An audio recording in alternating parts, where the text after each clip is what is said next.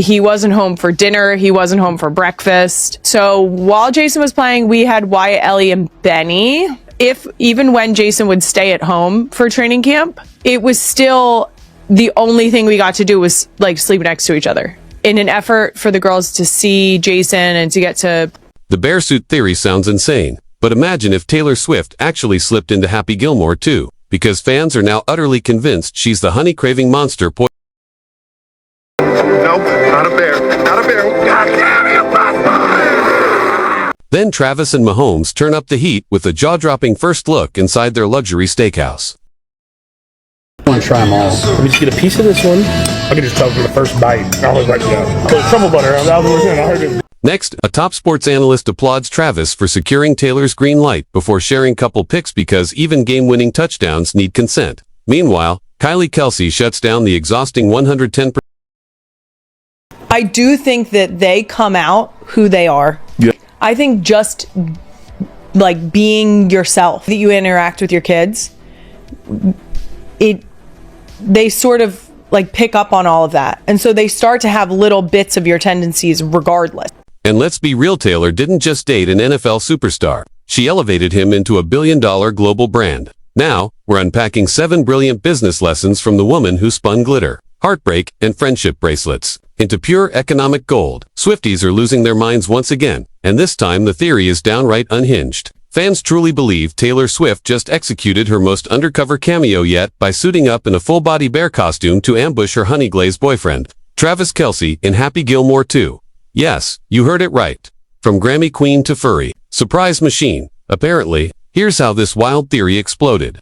Netflix casually drops behind-the-scenes footage from Adam Sandler's chaotic comedy Chaos Fest, and the internet does what it does best, goes full detective mode. Travis appears as a fiery Mater D, who fires a bumbling busboy played by none other than Bad Bunny, only to end up nearly naked, drenched in honey, and tied up like he's in some twisted Winnie the Pooh fantasy gone rogue. Total chaos. Now eagle-eyed fans swear the mystery bear preparing to pounce is actually Taylor herself. The comment sections lit like Times Square on New Year's Eve. It's hilarious, bizarre, and peak 2025, Swift mania. Everyone's losing it. Wait, is that Taylor inside the bear suit? Followed by, please let this be real. I need this to be real. And probably someone out there creating a full PowerPoint analyzing the bear's walk, posture, and paw movements like it's the film. Things escalated fast when Taylor herself posted a glowing review of Happy Gilmore 2, calling it cackling and cheering level funny, then casually dropped a honey emoji because of course she did, adding gasoline to the already raging conspiracy bonfire.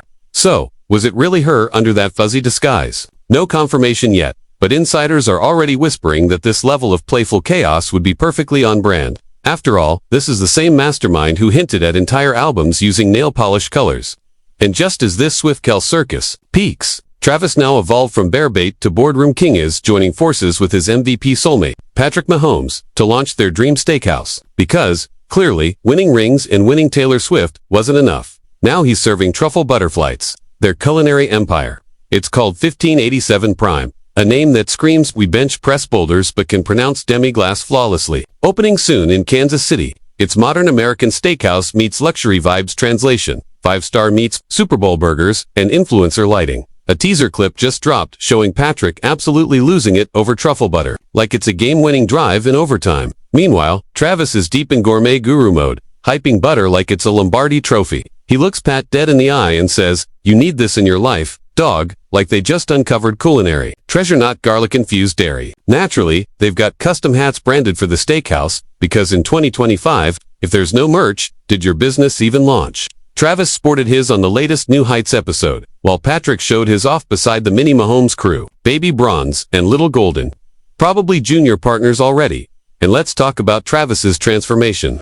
New NFL contract, viral film cameos, and a fairy tale romance with the most iconic pop star on the planet. Now he's tackling the hospitality world like he's gunning for a Michelin star and Super Bowl ring number 4 at once.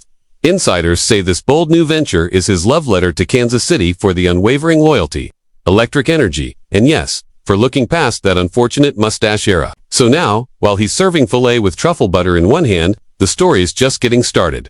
Travis is clearly taking cues from the queen of image control herself. Because yes, the man now reportedly gets approval before posting anything involving Taylor Swift, approval as in nuclear launch level clearance. like he's about to leak Avengers spoilers or unveil Pentagon secrets. But let's be honest, when your girlfriend's brand power rivals Beyoncé's, you don't casually drop couple selfies without signing off. Up until recently, Travis hadn't posted a single soft focus shot with Taylor, despite their love story. Aging like vintage wine, every romantic moment fans devoured came via paparazzi chaos or pixelated fan cams. So when he finally shattered the silence with a dreamy Instagram carousel, Swifties hit DEFCON 1. Eagle-eyed fans spotted everything: the golden hour glow, the aesthetic matcha tones, and the ultimate Easter egg, Taylor's face as his phone lock screen. Yes, he literally walks around with her as his home button. Then came the kicker. He posted exactly 13 photos, Taylor's sacred number. Coincidence? Please, that post had her signature all over it minus the red lipstick print. Insiders are already whispering, oh yeah, that carousel. It got the Swift seal of approval before going live. And if you think that's all planned, you're absolutely right. Travis might have 3 Super Bowl rings, but even he's not daring enough to hit post without Taylor's royal approval. Not because she's bossy, because she's brilliant. She's basically the Steve Jobs of storytelling, only with sequins, stadiums, and an emotional global empire. She knows exactly what feels real, what photographs like magic, and what's going to break the internet before brunch. Meanwhile, over in the Philly branch of the Kelce Kingdom, Kylie's keeping it 100 by reminding everyone that not all parents are operating at 110%, and that's perfectly okay. Bless her energy. She hit her podcast mic and served pure mom wisdom, telling the world to chill out and stop expecting parents to perform like they're filming. Super Nanny, Olympic edition, every... I do think that they come out who they are. Yeah. I think just like being yourself, that you interact with your kids, they sort of like pick up on all of that. And so they start to have little bits of your tendencies regardless. Now, she didn't name drop, but let's be real. Kylie was totally calling out those keyboard critics who lose it every time Jason Kelce dares to recline for 5 seconds after getting body slammed in an NFL practice.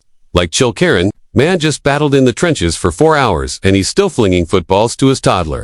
Like it's the Puppy Bowl halftime show. One clip showed him tossing a ball while lying flat, and suddenly people acted like he's coaching her for the Westminster Finals. Let's breathe. She's not chasing chew toys, she's chasing quality dad time. And Kylie, absolute icon. She pulled up with facts, logic, and the holy grail of parenting content. Bluey, she referenced the whale episode like it's parenting scripture, where even cartoon dog parents hit the wall and can't play anymore. And that's real, because sometimes, the greatest act of love isn't high energy, it's simply show. I'm going to tell you one of my favorite ones. I think this is most parents' favorites, Bluey. First of all, short episodes. Another one that is very rewatchable, Peppa Pig. It's simple. It is lovely.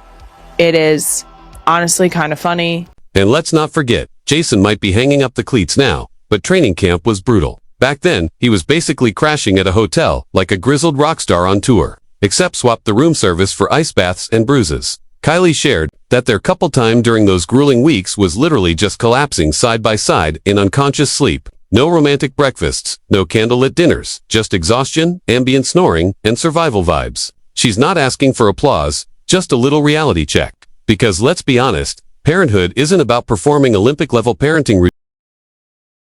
He wasn't home for dinner. He wasn't home for breakfast. So while Jason was playing, we had Wyatt, Ellie, and Benny.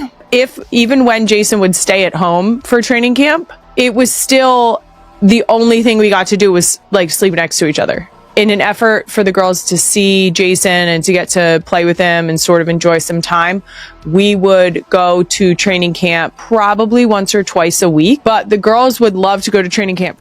And speaking of gold medal moments, enter Taylor Swift, who didn't just tiptoe into Travis Kelce's world, she cannonballed straight into the NFL and flipped the league into her personal opening act. What started as a sweet headline turned into a branding juggernaut wrapped in sequins, touchdown spikes, and a stock market level jersey. Surge. Before Taylor hit Arrowhead, Travis was already a gridiron legend, multiple Pro Bowls, 2 Super Bowl rings, and endorsement deals stacked higher than a game day nacho platter. But outside fantasy leagues and diehard fan zones, he was just that big guy who could catch. Then bam, Taylor arrives with red lips, arena filling power, and an army of 92 million Swifties. Overnight, Travis transforms from tight end to cultural phenomenon at warp speed.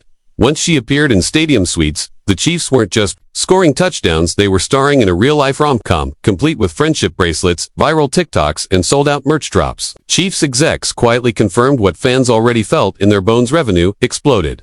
Female viewership soared, and Kelce's jersey sales skyrocketed 400%, like Beyoncé just dropped a surprise halftime show. And trust, this wasn't a moment, it was a movement. And the ripple effect is still rewriting the NFL playbook. That's not a marketing strategy, that's straight-up sorcery. TV ratings. Forget about it. Even the networks were whining. We only get 25 seconds of her per game. Meanwhile, advertisers were drooling harder than Jason Kelce at a Philly cheesesteak truck. Every time she blinked from the luxury suite, boom, 7 million more viewers locked in. And Travis's globe. Unreal. Suddenly, the man's rubbing elbows at Met Galas, crashing A-list soirees, and his podcast is charting like a surprise Drake drop. Brand deals are flying at him like beads on Bourbon Street.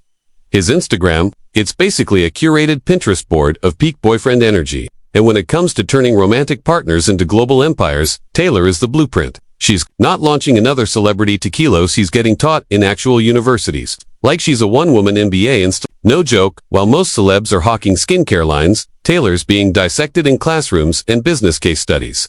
One brilliant consultant decided to ditch Wall Street and said, "Why study Goldman Sachs when you can study Swift?" That's how we ended up with a real college course, merging cognitive science and economic theory, all framed through the glitter-soaked world-dominating lens of Miss Taylor Swift. And no shocker, here the course exploded faster than Era's tour. Tickets, they had to cap it at 44 students because, obviously, 44 songs, 44 students. Poetic perfection. Now there's a waitlist longer than the merch truck line at a Swift concert. Lesson 1. Own your niche like it's prime real estate. Taylor saw a gap in country music. No one was bottling teenage heartache. She slid in with a 6-string, some eyeliner, and turned teen angst into mascara-smeared history. Lesson 2. Balance like a CEO. She genre hops like it's breakfast, but never ditches her fanbase, winning both Gen Z streams and grandma's vinyl nod. Oh, and loyalty. Next level. Taylor lifts up women like she's assembling a feminist justice league, and the haters. Please, she doesn't just shake it off, she flips the hate into empowerment anthems and platinum albums. The Kanye saga. She turned it into a redemption arc with rhythm. She literally taught a generation how to clap back with elegance, eyeliner, and a killer bridge. And just like that, we wrap it here. Folks prove that in a world of chaos, glitter, and clickbait, Taylor Swift is the undisputed queen of narrative power.